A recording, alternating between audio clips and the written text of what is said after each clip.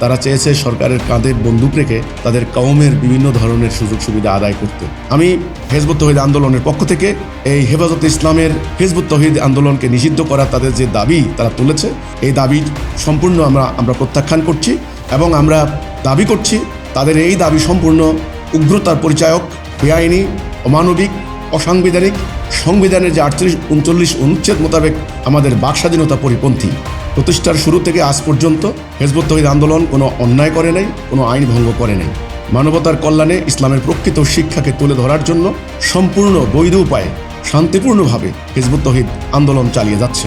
গত কয়েক দশকের তাদের কার্যকলাপ পর্যবেক্ষণ করলে আপনারা দেখতে পাবেন দেশে মব সৃষ্টি করা, অন্যায় করা, অনৈতিক কার্যক্রম করা এবং উগ্রবাদী কার্যক্রম পরিচালনার জন্য হেফাজতে ইসলামের বিভিন্ন সংগঠন বা বিভিন্ন ব্যক্তির বিরুদ্ধে নানান ধরনের অভিযোগ প্রমাণিত এবং সেটা রয়েছে। কিন্তু হিজবুত তৌহিদ আন্দোলনের ব্যাপারে কোনো ধরনের কোনো আইন ভঙ্গ করার কোনো রেকর্ড নেই।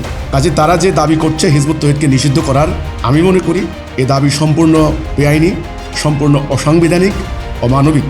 সংবিধানের 38 এবং 39 অনুচ্ছেদ মোতাবেক প্রত্যেক নাগরিকের সমান অধিকার রয়েছে আইনসম্মত উপায়ে কথা বলার, বাক স্বাধীনতার, ধর্ম পালন করার, সংগঠন করার। আমরা মনে করি এই ধরনের দাবি আমাদের সেই মানবাধিকার এবং বাক স্বাধীনতার এই অধিকারকে ক্ষুণ্ণ করবে।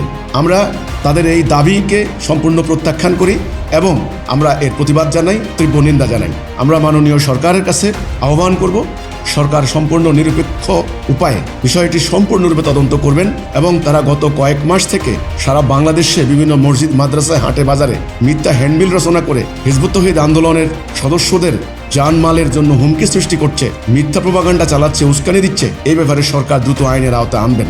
আমি দেশের মানুষকে উদাত্ত আহ্বান জানাবো, দেশের মানুষ সম্পূর্ণ বিষয়টা অবগত থাকবেন এবং তাদের যে অন্যায় দাবি, সেই অন্যায় দাবিকে তারা প্রত্যাখ্যান করবেন। বিসমিল্লাহির রহমানির রহিম। সম্মানিত সুধীবৃন্দ, গতকালকে আমরা যে বিষয়টি পর্যবেক্ষণ করেছি, গণপ্রজাতন্ত্রী বাংলাদেশ সরকারের মাননীয় প্রধানমন্ত্রী রাষ্ট্রীয় সফরের অংশ হিসেবে চট্টগ্রাম, কক্সবাজার, বাঁশখালী এলাকার বিভিন্ন উন্নয়ন প্রকল্প পরিদর্শন করেন। ফেরার পথে তিনি একটি কওমি মাদ্রাসা পরিদর্শনে যান। সেখানে হেফাজতে ইসলামের নেতৃবৃন্দ মাননীয় প্রধানমন্ত্রীর কাছে 9 দফা দাবি পেশ করেন। এই 9 দফা দাবি বিভিন্ন গণমাধ্যমে আসার পর সেখানে আমাদের নজরে পড়েছে। আমরা অতি উদ্বেগের সঙ্গে লক্ষ্য করেছি এই দাবির মধ্যে সম্পূর্ণ অন্যায়ভাবে এবং বেআইনিভাবে হিজবুত তৌহিদ আন্দোলনকে নিষিদ্ধ করার তারা দাবি তুলেছে। তাদের 9 দফা দাবিকে আমি প্রধানত 2টি ভাগে ভাগ করতে পারি।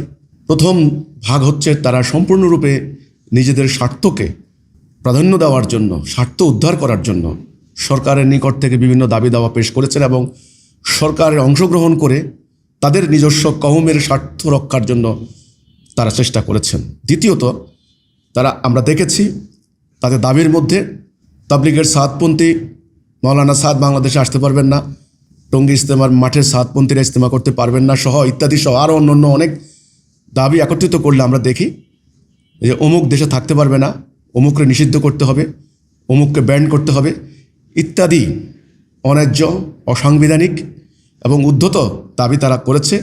এটা সুস্পষ্টরূপে আমরা বলতে পারি ধর্মীয় ফ্যাসিবাদের নামান্তর।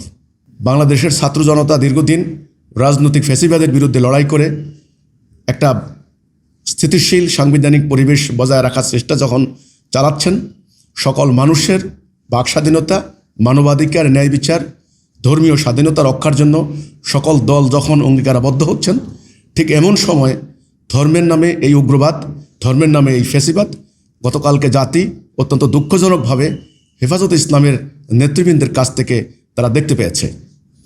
তারা হিজবুত তৌহিদ আন্দোলনকে যেই কারণে নিষিদ্ধের দাবি তুলছেন, আমরা পরিষ্কার করে বলতে চাই হিজবুত তৌহিদ আন্দোলন কি বলে, হিজবুত তৌহিদ আন্দোলনের কাজ কী, বক্তব্য কী, লক্ষ্য কী, উদ্দেশ্য কী, এটা ইতোমধ্যেই দেশের মানুষ সম্যকভাবে অবগত হয়েছেন।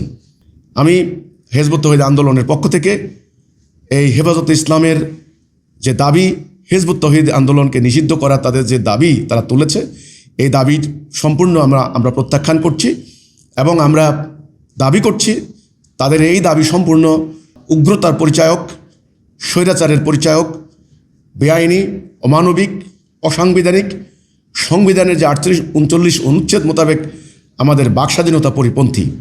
আমি আশা করব সরকার বিষয়টি যথাযথ তদন্তপূর্বক নিরপেক্ষ অবস্থান গ্রহণ করবেন এবং বাংলাদেশে অন্যান্য নাগরিকদের মতো আমাদের বাকস্বাধীনতা সমুন্নত করার জন্য সরকার আমাদের নিরাপত্তার ব্যবস্থা গ্রহণ করবেন।